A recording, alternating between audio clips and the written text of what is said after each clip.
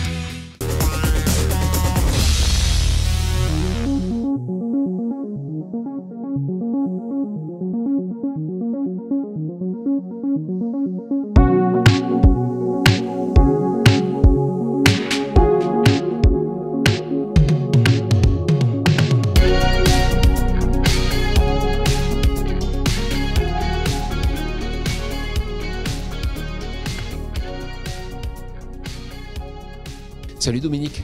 Bonjour Jean-Paul. Alors c'est vrai que tu es à la tête d'une super propriété ici tout près de Nîmes. Alors je vois tout ce que tu fais plein de beaux produits. Raconte-moi un peu, tu as construit pendant des décennies cette entreprise. Écoutez, je suis installé ici depuis 1987 où mon frère m'a rejoint, qui est œnologue. J'ai eu la chance d'avoir un frère œnologue qui m'a aidé à produire des vins. Et si on est arrivé à ces qualités, c'est aussi avec son savoir. Et on a développé le domaine. Donc, Mas-Granier. Mon père vendait des camions-citernes. Et nous, on vend des bouteilles. On vend des bouteilles, bag-in-box, et on avait fait évoluer la qualité des produits. Et puis, on a pris un tournant ces derniers temps pour faire autre chose. Alors, de l'huile d'olive, de la farine, du miel. Bien entendu, le chiffre d'affaires, c'est le vin. Mais on a voulu faire évoluer en polyculture notre domaine, comme il était auparavant. Je crois qu'on est allé trop loin dans la monoculture. Alors, c'est vrai que ça pourrait très bien continuer en faisant du vin, ça marche bien, mais toi tu as eu envie de dire stop la spécialisation, peut-être qu'on a été trop loin, et tu as un passé d'économiste. On est allé trop loin dans la monoculture, oui. On est allé trop loin aussi dans la tuerie sur la terre. C'est-à-dire, notre slogan, c'est redonner la vie à la terre. D'où, depuis une dizaine d'années, on ne désherbe plus et on est passé en agriculture biologique.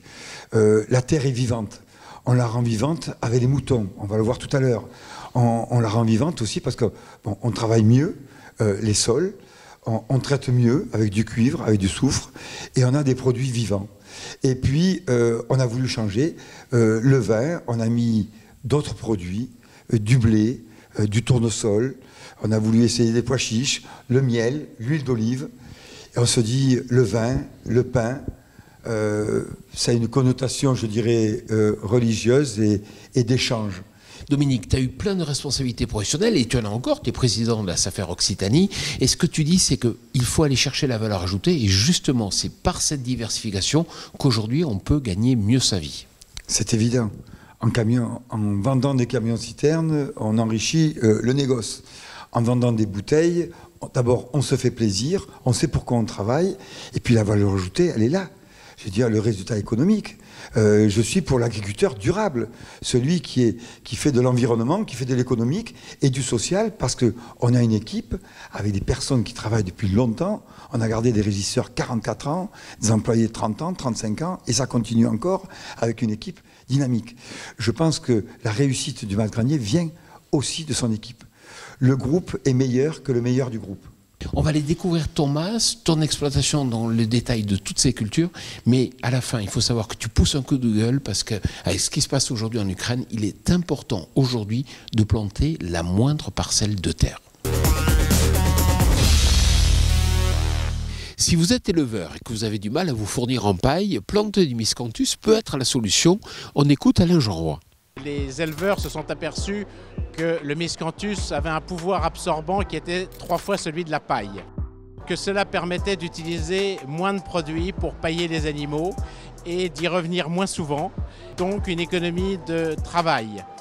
De plus, en utilisant quelques hectares de leur exploitation pour produire leur propre litière, ils deviennent autonomes, ils ne dépendent plus d'un prix de la paille qui peut varier et c'est une maîtrise pour eux des coûts de production, ce qui est important. Et enfin, bien sûr, le fumier de l'Iscanthus va très bien pour amender les champs de l'agriculteur en question. Donc tout cela pour dire qu'on est dans le cadre d'une économie circulaire tout à fait intéressante qui rend l'agriculteur éleveur complètement autonome.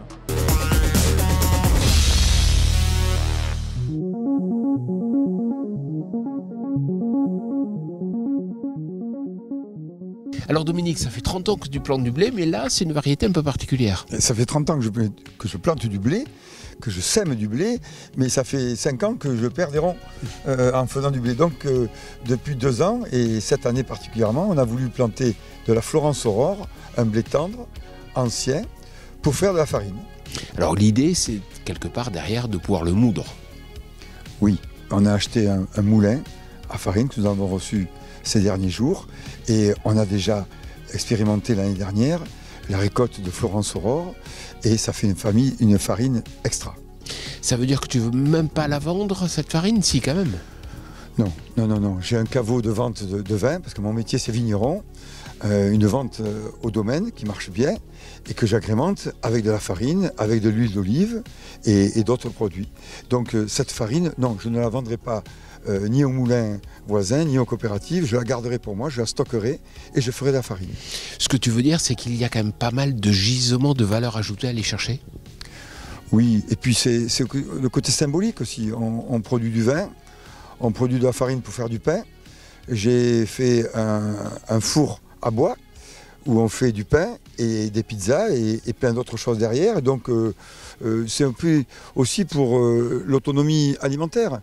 On parle toujours de souveraineté alimentaire, de sécurité alimentaire.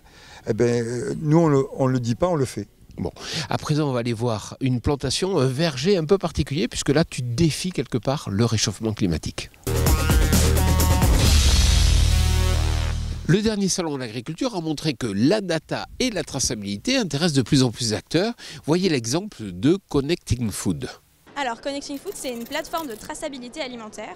Donc on récupère les données de l'agroalimentaire, de la ferme jusqu'à la fourchette, lot par lot. Donc c'est-à-dire qu'on récupère toutes les données pour les mettre sur notre plateforme, toutes les étapes de transformation de la supply chain d'un produit. Donc ça permet de suivre un produit, donc c'est beaucoup plus simple pour les entreprises car elles peuvent suivre vraiment les informations lot par lot sur la même plateforme puisque très souvent c'est partagé sur plusieurs plateformes différentes. Et donc on a un côté B2B, un côté B2C. Ce côté B2B c'est le fait de pouvoir récupérer les données des agriculteurs, de l'organisme stockeur, des transformateurs. Et le côté B2C, c'est un QR code sur les produits finis en magasin. Et donc, les consommateurs, en scannant ce QR code, vont retrouver les informations que l'entreprise souhaite mettre en valeur, que ce soit la géolocalisation de l'agriculteur, là où ça a été transformé, vraiment lot par lot et par date. C'est ce qui est très important, puisque le consommateur aura vraiment les informations du produit qu'il a en main et pas des informations un peu généralistes que pourrait donner la marque. Si vous êtes vigneron et que vous cherchez de nouveaux clients, il y a peut-être des solutions du côté des plateformes qui vous mettent directement en relation avec les consommateurs. On a lancé le site Les Grappes en 2014, partant d'un constat que c'était extrêmement compliqué pour les acheteurs particuliers d'acheter du vin en direct auprès des vignerons récoltants. Donc pour cela, on a lancé ce qu'on a appelé une place de marché communautaire pour lever les barrières à l'achat de vin en direct auprès des vignerons avec une solution logistique packagée et un site e-commerce pour que les particuliers puissent acheter auprès des vignerons récoltants, puissent interagir avec les vignerons, leur poser des questions, mais également pour pouvoir mettre des avis sur les vins. Et on remarque globalement qu'il y a une bienveillance vraiment importante puisque nos consommateurs respectent le travail des vignerons en mettant des notes qui ne sont jamais des notes dégradantes. Voilà. Réduire la dépendance aux intrants, c'est un sujet d'actualité. Ça sera aussi le thème central des tables rondes que j'aurai le plaisir d'animer jeudi 17 mars au sein du campus Uni-la-Salle à Beauvais. Alors l'entrée est gratuite. Surtout, venez nous retrouver. Et puis vous verrez aussi du beau matériel. Voici 3 bonnes raisons d'y venir. Rejoignez-nous aux Unitech Days le 17 mars prochain, car dans un contexte où tous les cours flambent, c'est l'occasion de se renseigner sur de nouvelles pratiques agricoles. C'est l'occasion de découvrir du matériel agricole innovant, tel que des bineuses et des semoirs qui permettent de mettre en place de nouvelles techniques culturales. Enfin, c'est l'occasion de passer une journée conviviale et dynamique sur le campus d'Uni-la-Salle à Beauvais, en présence d'étudiants et de professionnels du monde agricole. On compte sur vous!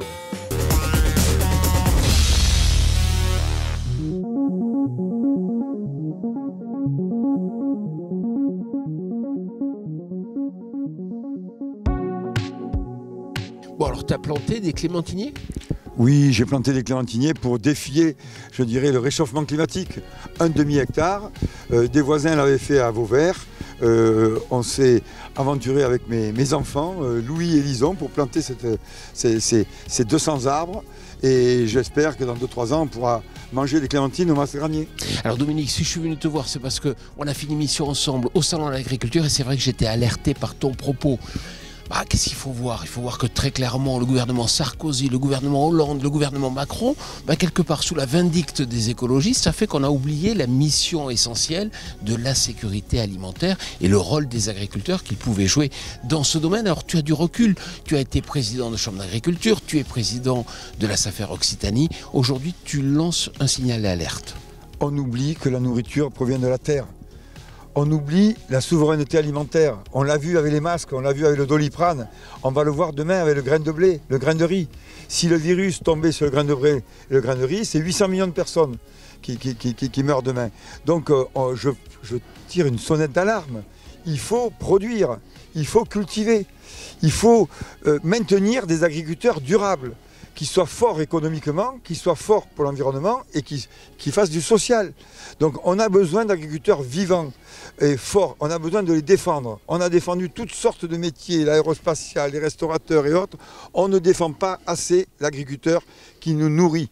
Voltaire disait en 1770, la bonne politique consiste à faire mourir les gens qui nous font vivre. C'est d'actualité. Je crie vraiment, je tire la sonnette d'alarme à tous les gouvernements, à tous les ministres de l'Agriculture, à tous les responsables agricoles. Ce qui se passe avec le Covid, ce qui s'est passé avec l'Ukraine actuellement, il faut retourner la terre. Il faut la labourer, il faut la semer. On n'a pas le droit d'avoir un lopin de terre en friche. Voilà le cri, parce que l'arme alimentaire est importante. Il y a des chercheurs, des Collard du Tilleul, des Stéphane Linou et plein d'autres personnes qui ont alerté le gouvernement et bien d'autres responsables agricoles et politiques à ce sujet. Moi, dans le Gard, on le fait déjà avec ma présidente de Chambre d'agriculture, Magali Somade. On le fait, on n'est peut-être pas assez écouté, mais il faut le dire. Vous savez, il faut que chacun fasse sa part. On n'attendra pas les Canadiens, on n'attendra pas les Américains. Comme disait notre célèbre Pierre Rabhi, il faut que chacun fasse sa part pour avancer et avoir une solution globale. Et malheureusement, ce qui se passe actuellement en Ukraine montre que tu as raison et c'est un peu ce que tu essayes de démontrer ici sur ton exploitation. Merci beaucoup de nous l'avoir fait visiter. Merci Dominique. Merci. Et puis merci à vous et puis je vous donne rendez-vous bien sûr dans une semaine pour une nouvelle émission Power Boost. Bonne semaine à vous.